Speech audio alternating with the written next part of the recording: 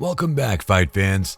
The highly anticipated rematch between Gerovonta Tank Davis and Lamont Roach has been a hot topic, and with it, the stakes, controversies, and career implications have only grown. Initially slated for June 21st, this sequel to their controversial first bout will now be pushed to July or possibly even August. And while fans may be frustrated by the wait, the added time may be a blessing in disguise for both fighters, or a curse, depending on how the story unfolds. Let's rewind.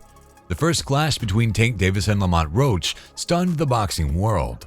What was marketed as a showcase for Davis, the undefeated powerhouse with a reputation for flattening opponents, turned into one of the most evenly matched, eyebrow-raising duels in recent lightweight memory.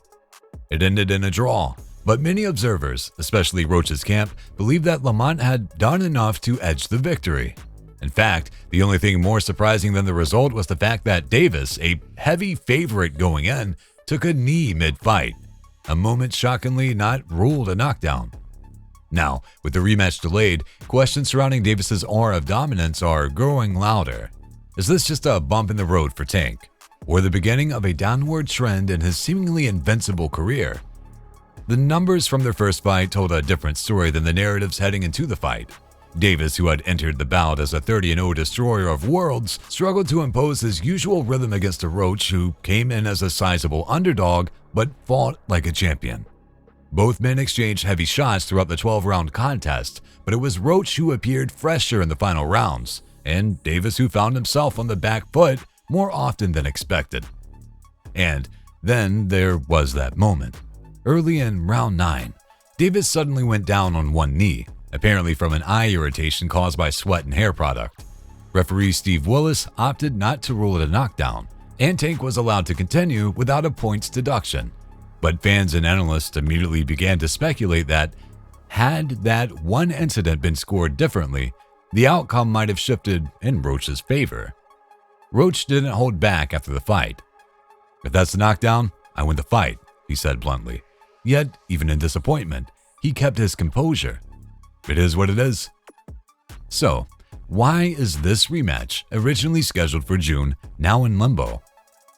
According to renowned boxing insider Dan Rafael, Premier Boxing Champions, PBC, is exploring new dates in July or August. The T-Mobile Arena in Las Vegas remains the expected venue despite the calendar shift. Still, no official explanation has been given for the delay. It's left many fans speculating. Is Davis's camp looking for more time to recalibrate? Is Roach's team pushing for better conditions? Or is this simply a case of broadcast logistics and venue availability? Whatever the reason, the delay adds a layer of uncertainty that could affect both fighters' preparations. Roach, brimming with confidence and momentum, will now have to wait longer to prove that his performance in the first fight wasn't a fluke. Davis, meanwhile, must use the time to reset, because one more stumble could not only damage his reputation, but derail his career trajectory. For Davis, this is more than just another title defense. It's a must-win fight, and not just on the scorecards. His stock took a noticeable hit after the draw, and whispers are now turning into roars. Has the knockout king lost his edge?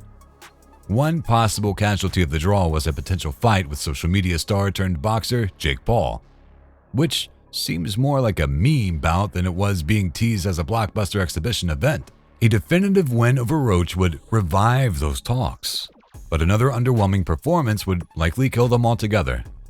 These types of exhibition fights are typically headlined only by boxers who have already made the history books, and it's usually at the end of their careers to make some big bucks. Honestly, Tank is not really there. Tank's path to redemption is clear. Win convincingly and ideally win early. But Roach has no plans to be anyone's stepping stone. If Lamont Roach was underestimated before, he certainly won't be this time.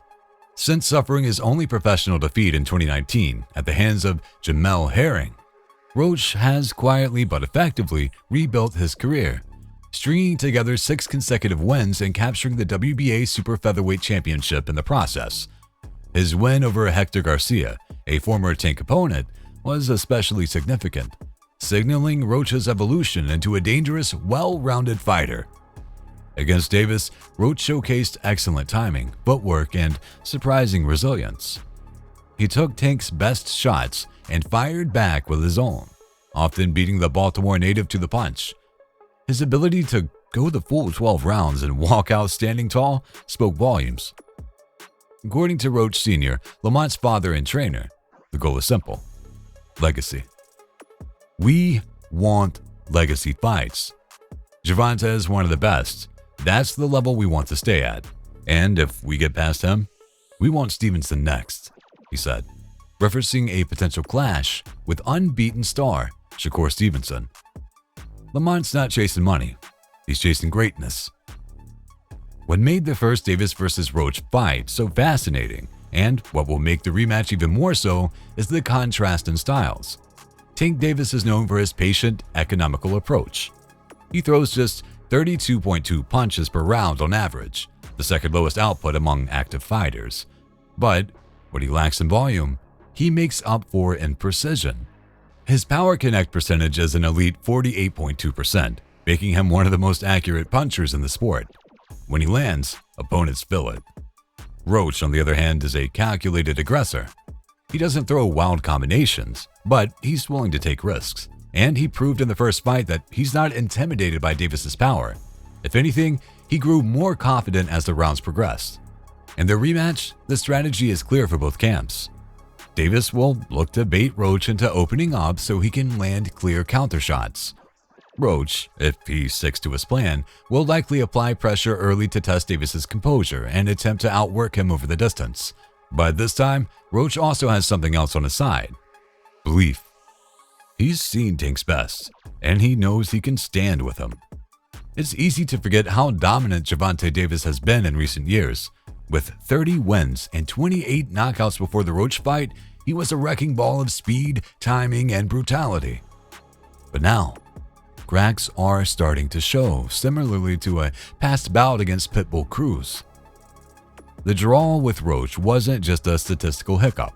It exposed vulnerabilities that future opponents will study closely. Even his explanation for the 9th round incident, blaming hair grease for the need to take a knee, was met with skepticism. The crowd booed. Analysts rolled their eyes, and Davis himself seemed frustrated by the scrutiny. "Damn, why you all booing?" he asked in the post-fight interview. Perhaps the pressure is beginning to mount. Davis has always carried himself with bravado, but this new chapter in his career will test more than his power.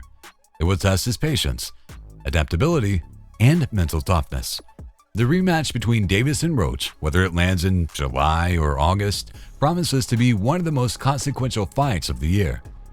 For Davis, it's a chance to silence the doubters and restore his reputation as boxing's most dangerous lightweight. For Roach, it's an opportunity to finish what he started and potentially launch himself into superstardom. And for the fans, it's a reminder of what makes boxing beautiful: unpredictability. One night can change everything. What's your take on the rematch? Can Tank reclaim his throne, or will Roach shock the world and prove that the first fight wasn't a fluke, but a foreshadowing? Let us know in the comments, and stay tuned, because the summer of June 2025 just got a whole lot hotter. Until next time, fight fans.